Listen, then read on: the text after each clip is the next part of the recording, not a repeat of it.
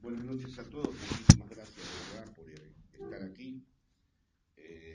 Ustedes habrán visto en el cartel que anuncia este seminario que lo que se propone es una diferencia que no es evidente, es una diferencia entre subjetividad y sujeto.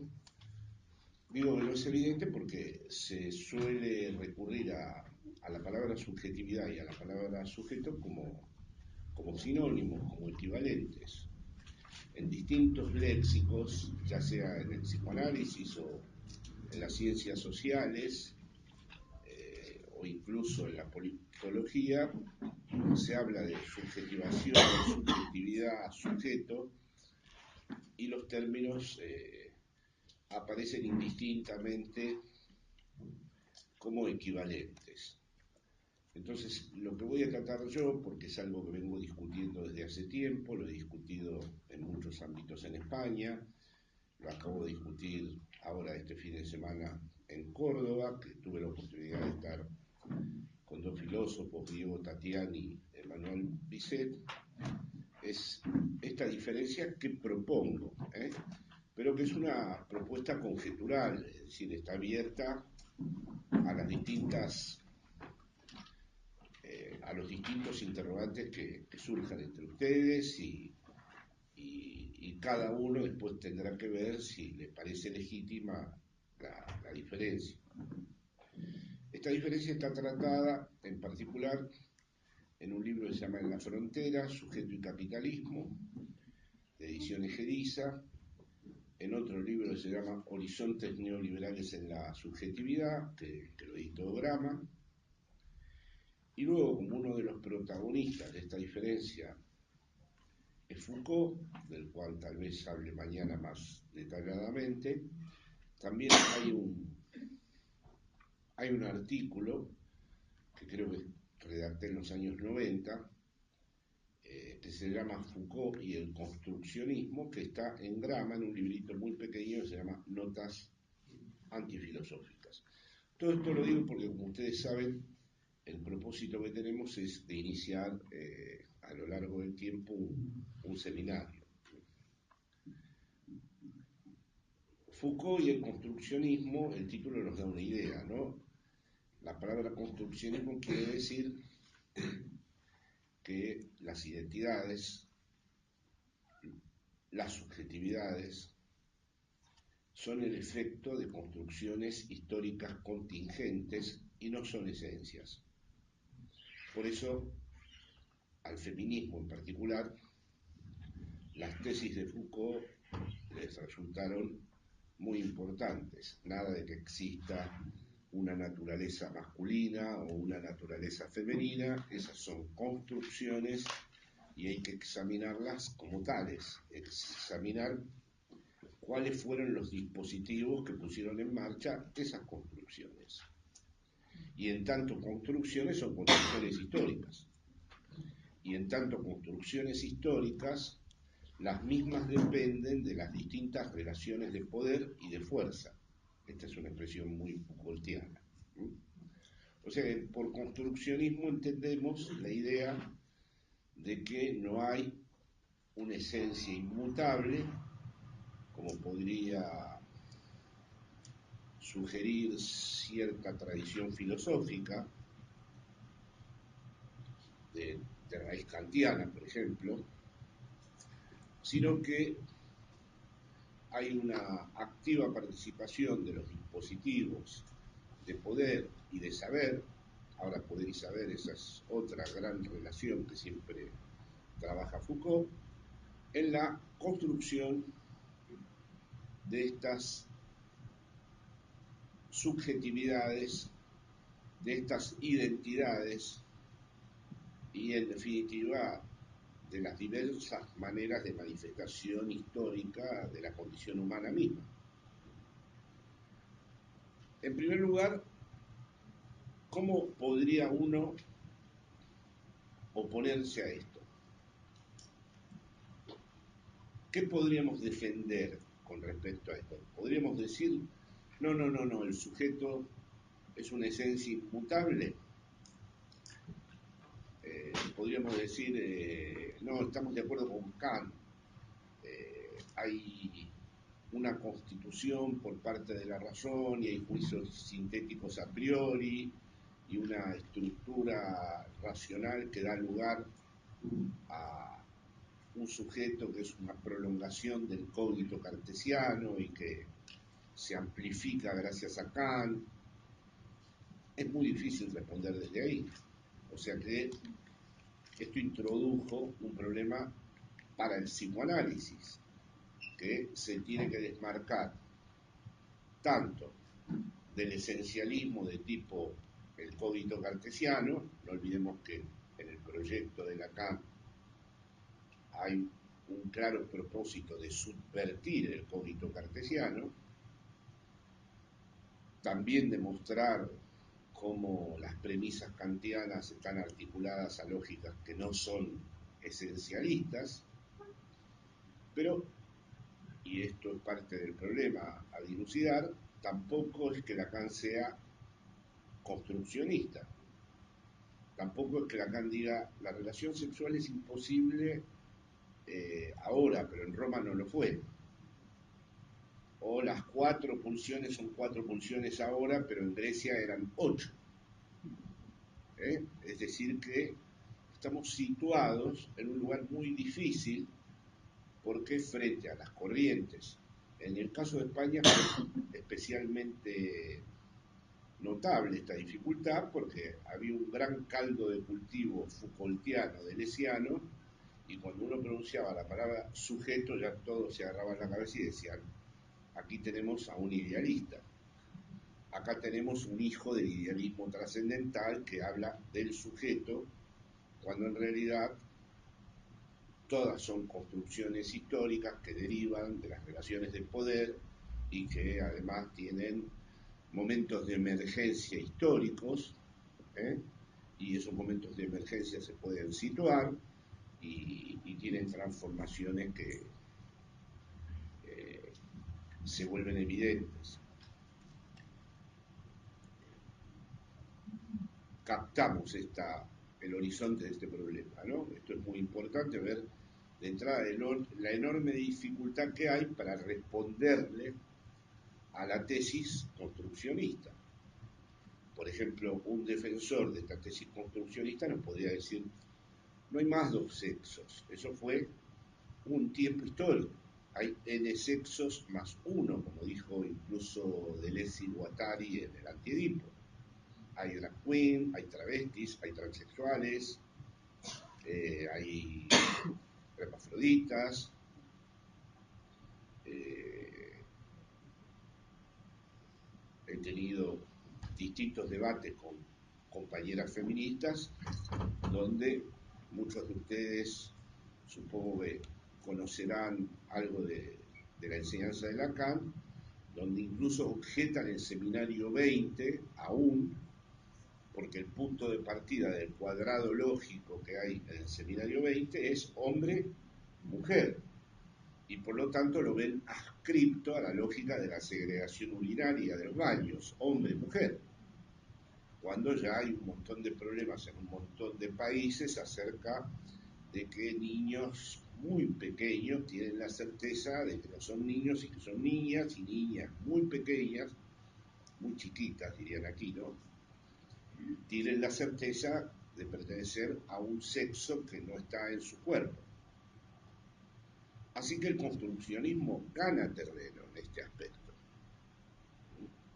Es decir, es algo así como, bueno, miren, esto incluso ocurre en España, por ejemplo, que hay padres que no están en desacuerdo, que ya aceptan, por la fuerza que ha tenido la importancia de lo genético, dicen, bueno, el niño es niña, no lo podemos obligar a jugar al fútbol, ni que juegue con los chicos en el recreo con los niños, y el maestro, que también acepta esto, porque el paradigma genético es muy importante, dice, bueno, sí, efectivamente tenemos que pensar un tercer baño o un espacio distinto para los que... Todo esto da la dimensión de que no hay nada que no sea histórico y no hay nada que no sea construido por los distintos dispositivos de fuerza como diría Foucault, que se establecen en las relaciones de poder, saber, construcciones culturales, etcétera, etcétera. Es decir que, un poco para problematizar la cuestión, quiero que quede claramente establecido que el debate que mantengo con la palabra subjetividad, porque al fin y al cabo el título subjetividad y sujeto se inclina hacia ese debate, no es en defensa del esencialismo, ¿eh? No es para decir, no, defiendo el idealismo del cogito cartesiano y de las categorías kantianas o del sujeto hegeliano, es decir, es más bien para encontrar, y esta es la verdadera dificultad del problema, un espacio que no sea ni el del esencialismo ni el del construccionismo. Es decir, un espacio donde yo le diga, sí, hay transexual, hay travestis, hay drag queen, hay hermafroditas, pero la imposibilidad de la relación sexual se juega para todos. ¿Y qué decisión van a tener que tomar con respecto a la función fálica? Se juega para todos. Y la división del sujeto se juega para todos. No estoy discutiendo ni siquiera, como lo debato con los psicoanalistas, porque superviso un centro en Málaga, en donde he visto ya como unos 2.600 casos, así me lo comentaron el otro día las psiquiatras y las psicólogas que supervisan conmigo, de cambios de sexo. No estoy discutiendo ni siquiera la etiología, tiendo a pensar en el origen genético de esto, dado de que hay niños y niñas de una edad tempranísima que tienen una certeza absoluta acerca de qué tipo de identidad sexual es la que les tocó, ¿no? Y que están además en un cuerpo equivocado y están dispuestos a hacerse todo tipo, entre comillas, de mutilaciones en el propio cuerpo, eh, para ingresar al lugar que sienten que deben tener y que incluso los pacifica que eso se realice de esa manera, lo que a cualquier otro sujeto lo pondría en una situación verdaderamente límite. Así que, para que se capte un poco el problema, claro, las compañeras y compañeros futbolianos dicen, ven, ahí está la prueba de que son identidades construidas históricamente y que la división hombre y mujer solo procede del patriarcado, que es una evidente construcción histórica. Mismo ayer en Córdoba, espero que aquí no ocurra, que sean ustedes más buenos, en el debate arriesgué la hipótesis de que los femicidios, los asesinatos de mujeres, más que mostrar una potencia viril, muestran la declinación de la virilidad y el odio por el goce femenino que no está conjugado fálicamente y que no se puede pensar eso solo desde el patriarcado, sino desde el odio al goce femenino no fálico. Claro, dije esto y como había estado 15 días antes Rita Segato, hubo un revuelo importante en la sala. Pero yo los emití, era muy difícil traducir un momento de Lacan, en donde Lacan habla de que hay una diferencia. El seminario 20 se hizo famoso por hablar del goce no todo del lado femenino, pero sin embargo hay una observación de Lacan sobre lo masculino muy importante. Dice que el acto de amor del macho perverso polimorfo toma a una mujer como A minúscula, como objeto causa del deseo. Todas estas cosas que digo, si ustedes no las entienden, después, por supuesto, abrimos interrogantes.